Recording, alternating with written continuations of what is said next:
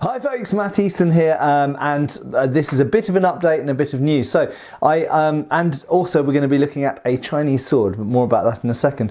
So I don't think that I've mentioned this, although I did think about mentioning this, or maybe I did mention this in a Patreon video in the last couple of months. But anyway, in the UK we have an annoying situation with the import of curved swords.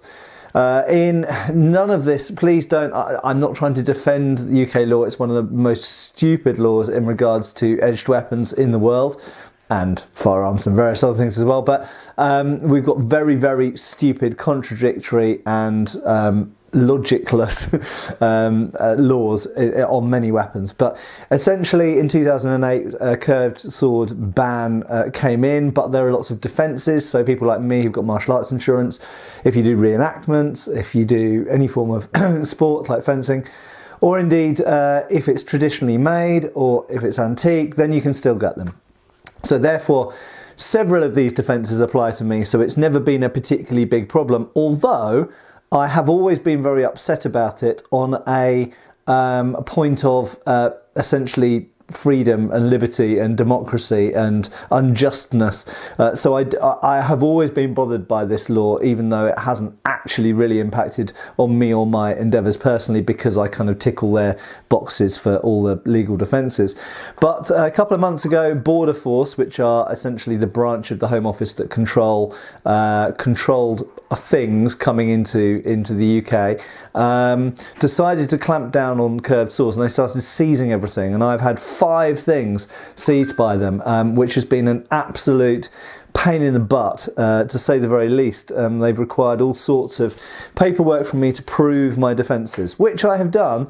And the first thing which has finally been liberated from them and finally got to me, which might sound like a small thing to you, but for me it feels like a major victory because of how many bits of paper I have had to send them and how many emails and phone calls have been exchanged.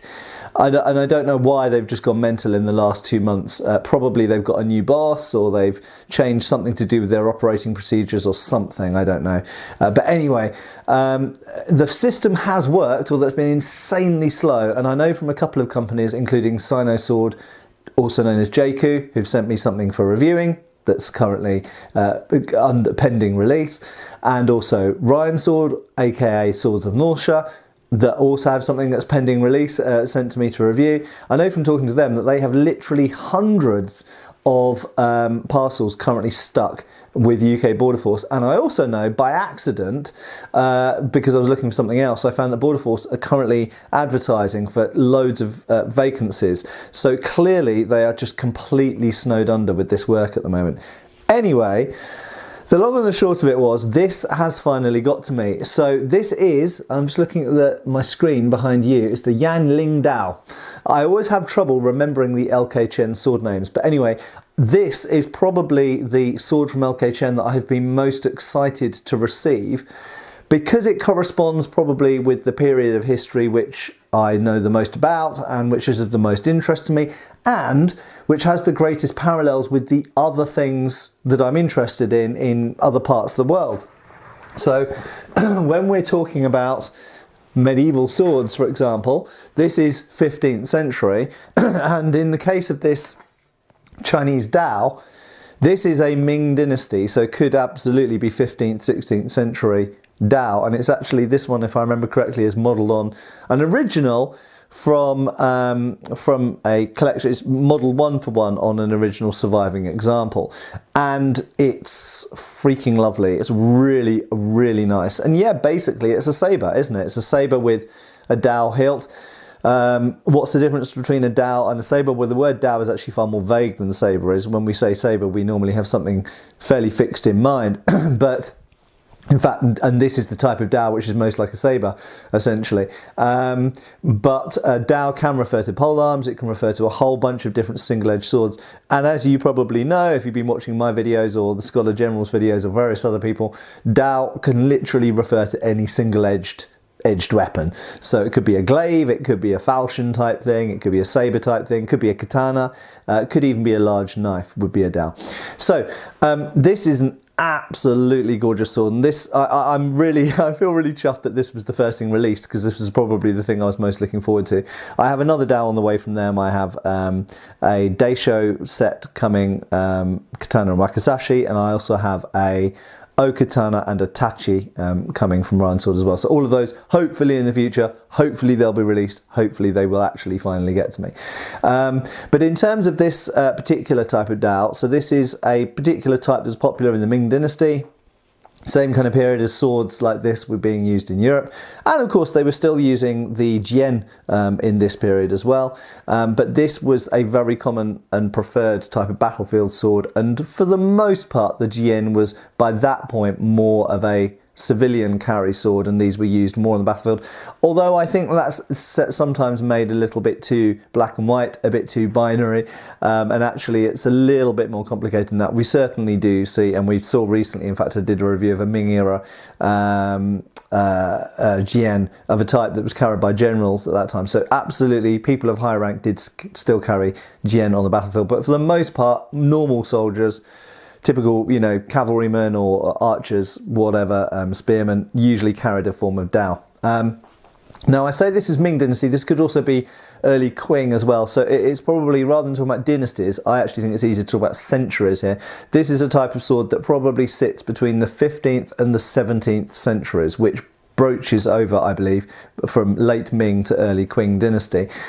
Sorry, Qing. I always say Qing because that's how it's written, but I do know that it's pronounced Qing. I'm trying to reprogram my brain. It's like Saleh and Salat. So from Ming to Qing dynasty. So absolutely, this is a sword that is contemporary with late medieval swords and into the era of things like side swords and rapiers as well, and back swords and basket-hilted swords. So, but it's just a lovely, lovely sword. Very, very nice, very versatile. It's predominantly single-edged. It does, as you may see, it does have a false edge. Now, interestingly, LK Chen haven't sharpened this false edge, and I believe that's because the original isn't sharpened. And false edges are an interesting thing. I should probably do a video just about false edges at some point. And I think there's a perception amongst people who are interested in swords but maybe aren't exposed to as many swords as people like me or other dealers or people that manufacture swords. And that perception is that false edges are always there to provide a back edge cut. And the simple fact is that actually, proportionately, only a minority of false edges on antique swords are actually sharpened, and sometimes when they are sharpened, they're only sharpened right up here at the tip to aid penetration in thrusting. So what is the false edge there for on those swords if it's not for cutting? I think basically it's partly to do with mass distribution and it's partly to do with thrusting. If you have a blade which is more flattened diamond section and so has a bevel at the back, I think it's easier to put it into a body and extract it from a body. There is some anecdotal evidence I've read from World War I where bayonets which have a thick square section back are more likely to get stuck in bone or just more difficult to extract from bodies. So I actually think that these false edge bevels, not on all swords, because some of them are definitely edged, things like Kilich and stuff often have really savagely edged yeomans on the back, but on most swords that have a bevel on the back that's a false edge, and this applies to lots of knives as well, many types of Bowie knives where they're not actually sharpened, I think it's basically to aid thrusting penetration, but as I say, you are also reducing some mass from the tip while keeping its breadth. So what you're doing is you're making the mass distribution down towards the hand and making it a bit more nimble in the hand, whilst not reducing the breadth of the blades. You've still got a nice broad cutting blade up there, so it should still cut really well, but you're making it a bit more nimble as well. So I think there's various factors for why people might have done that. So the other thing I wanted to talk about actually, because this is where you can give me some feedback, is tonight, relative to when I'm going to publish this Patreon video, tonight I'm putting a video up collaboration with Anthony Cummins, who researches ninjas or shinobi, and samurai in fact, so Japanese history from period primary sources, from scrolls and such like. And I've also yesterday spent the whole day filming with a friend of mine whose name is Alex. And I'm not going to reveal to you who he is. Can you guess who he is? But he's a well-known YouTuber with a channel of a similar size to mine. So it's not a colossal channel, but his is growing fast, in fact, and he is currently slightly fewer subscribers than me, but he is gonna motor straight past me because his views on his videos are huge at the moment. But he covers a rather different area of history than me, but we have overlap. We have enough overlap that we're going to start doing collaborative videos. In fact, yesterday we shot 2, and we're definitely going to do more for a number of reasons. And one of the most important reasons is he doesn't live that far away from me. But one of the other very important reasons is he's a member of my HEMA Club. So, so let's see if you can guess who he is. So he does something that's related to martial history, very different to what I do. He's got a very fast growing channel that's probably going to go past my subscriber numbers very soon. And he's British, and we have crossover in some of the things that we do, and we're going to engineer a little bit more crossover so we can do some more collaborative videos. Now, my question to you is, so that's the little game, can you guess who it is? But my question to you is, who else can you think of who you'd like to see me collaborate with? So quite simply, you know, I've just done a collaboration video with Anthony Cummins. We'll probably do a couple more in the future. I'm definitely going to be doing a bunch of collaborations with Alex, who goes by another name in terms of his YouTube channel name.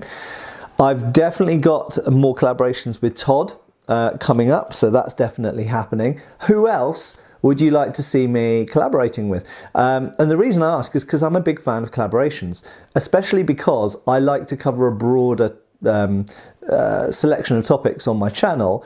But I really don't like people that make videos about topics that they don't really know very much about, and they just read a Wikipedia page and then make a video about it. That's one of my major bugbears. And unfortunately, there's quite a lot of channels on YouTube that do that. There are tons of channels on YouTube that occasionally talk about armor or swords. And you can tell they don't really know what they're talking about, but they have read, they might have just watched someone else's YouTube video and they regurgitate it, which I think is kind of cheap. But that does happen quite a lot. And I have seen things that I have said, which are my own research and my own opinions. I have literally seen them regurgitated out of other YouTubers' mouths. Clearly they couldn't have read or heard that anywhere else. It's a bit frustrating, but there you go. When you share information, it gets shared. I'm always a big fan of, if I want to have a certain topic or subject on my channel, finding the expert on that thing and then bringing them on and we can have a conversation about it. So what other YouTubers or other people, they don't actually have to be YouTubers, they could just be people that make stuff or move in similar circles to me.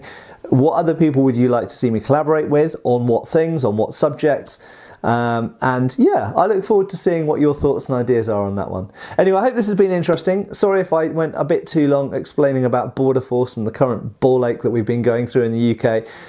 It does seem to be working its way out, and I don't think it's going to be I don't think it's going to be the final thing that forces me to emigrate. Although I do often talk about it with Lucy. But I gradually creep closer and closer to the point of just going, fuck it, and just leaving. But anyway, I'm quite entrenched at the moment in the UK and trying to, in the small way, fight for what rights we do have to have these things and keep showing them to you on this channel. Anyway, thanks a lot for all your support, ongoing support, incredibly important as always. Hopefully I'll see you, in fact I will see you in a couple of days back here for the next Patreon video, and I've got a big video going up tonight, that collaboration video with Anthony Cummins, so watch out for that. See you soon, folks.